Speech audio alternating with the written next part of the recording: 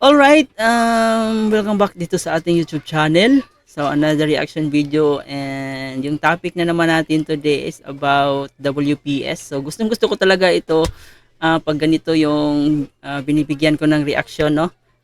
Kasi ang dami nating bashers and nakakatuwa ng mga pinagsasabi nila, yung sinasabi nila, napakabubo mo, yung mga below the belt na bashing talaga. And ito is para sa akin, okay lang mang-bash kayo ng mang-bash. Wala din naman akong pakialam. So, gusto ko lang i-flex yung mga ginagawa ng ating gobyerno ngayon. And hindi naman ako anti-admin, hindi rin ako anti-Duterte. So, talagang I'm in the center lang. So, gusto ko lang i-flex yung mga magandang nangyayari sa admin ngayon. And ito, ibibigyan natin ng reaction from Melb's Castle. So, ayan, huwag kalimutan i-subscribe si Melb's Castle. So, ngayon, bibigyan lang natin ng reaction itong in-upload niya iyak kaya pala takot China. Fake pala mga missiles ng China. Nako, ano ba yung mga missiles nila? Parang mga laruan lang, ganon. Literal na made in China. Fake. So, ito yung gusto ko kay Melb's Castle, no? The way yung ano niya, the way yung title, talagang napaka-catchy. And kung anti-admin ka talaga, anti-Marcos ka, so talagang magagalit ka. Kasi parang ano na hindi na makatutuhanan yung mga title niya. But, titingnan muna natin yung video, baka kasi iba yung nilalaman and iba yung title niya. So, may mga ganong bagay. Ayan, huwag kalimutan i-subscribe si Melb's Castle, at kung gusto mo ng ganitong klaseng reaction video, huwag kalimutan mag-like, share, comment, and mag-subscribe na rin. So, tapusin niyo muna yung video, tsaka kayo mag-rant, mag-comment. So, ayan, let's go. Sa nagsasabing tatawanan lang China ang BrahMos Supersonic Cruise Missile, nagkakamali kayo dyan. Ayun. So, dumating na yung BrahMos missile sa Pilipinas from India. And, ayan, magandang proyekto ng ating gobyerno yan para hindi na tayo bulihin ng China. So, yun yung pinaka-the best part yan. Kasi yung China talaga yung pinaka natin dito, pinaka kontra, yun, hindi yung Pilipino versus Pilipino. Yung kalaban natin dito is yung China. Totoo pa niyan na babahala na ang China sa pagdating nito. Alam nyo bakit? Naalala nyo ba ang balita noon?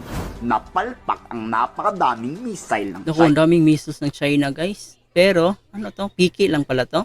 China. Imbis kasi na fuel o China missiles filled with water, not fuel. Naku, US intelligence.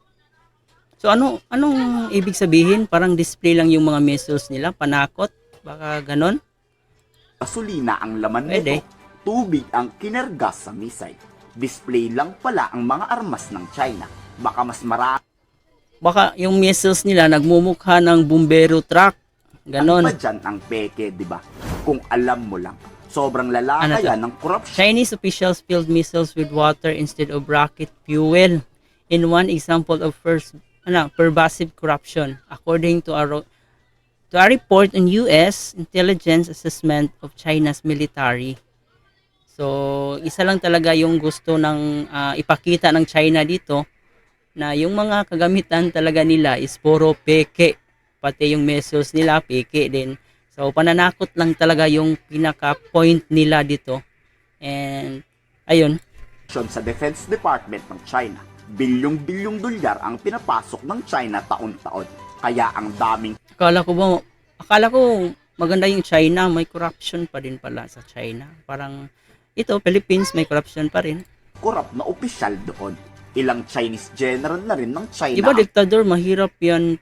Di ba, mahirap yung pag diktador kasi yung namumuno tapos may corruption. Di ba may kaparusahan yun, may death penalty? Pero may nakakalusot pa rin corruption sa kanila. So it means palpak pa rin yung China. China military shocks missiles filled with water trigger jumping stop level. ang pinatalsik sa pwesto at hindi pa tapos si Xi Jinping na ubusin ang mga taong to. At least 15 people from the defense establishment have been purged in recent months. Now, some of the extraordinary sort of insights that we got in this story Ano include to? Ay, mga tao, akala ko robot. things like missiles being filled with water instead of fuel. Kaya sa nagsasabing tataw So parang katangahan lang yung ginawa ng China. Ganun ba yung Iwanan lang ng China ang BrahMos pinapakita missile. ng China, Siguradong katangahan lang. pro-China kayo ano. O baka Kaya naman nagagalit ang China kasi yung missiles natin, BrahMos missiles natin, ito totoo. Fuel rocket yung laman sa kanila tubig lang. pro-Duterte. Kahit anong sabihin nyo, dito inaasahang lalakas ang defense capability ng ating bansa. Literal na magdadalawang isip ang China ang pasukin ang Pilipinas. Balak ipwesto to sa mga lokasyong At least ngayon may pang-counter na tayo pag may missile attack na papasok sa ating bansa, 'di ba?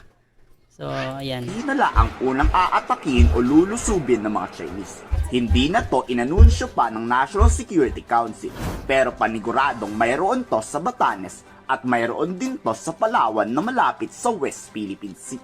BrahMos is a game changer for the Philippines.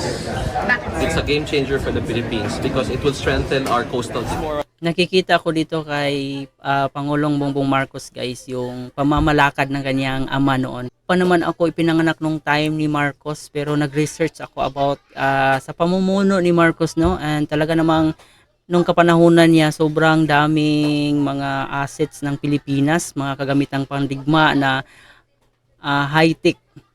High-tech na talaga yung mga gamit niya noon. Kaya lang nawala ito nung nag-change na ng administrasyon.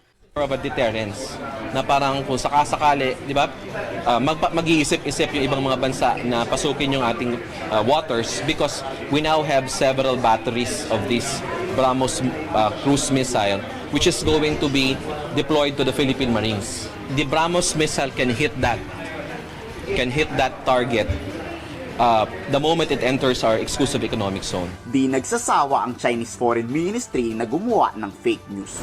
Overtime na nga raw sila magtrabaho para siraan lang ang Grabe talaga Pilipinas. to si Muscas. Tinatawag tuloy Overtime. ito ni spokesperson Malaya na fake news master.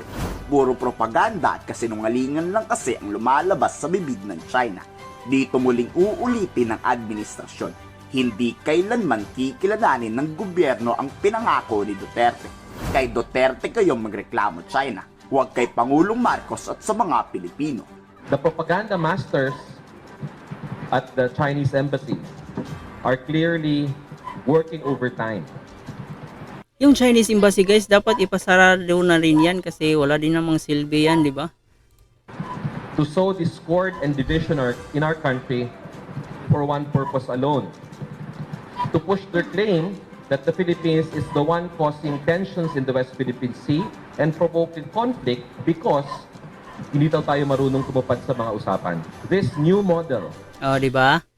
So, victim na naman yung Chinese dito. So, tayo naman yung may kasalanan dyan kung bakit nagkakagulo yung West Philippine Sea natin dyan.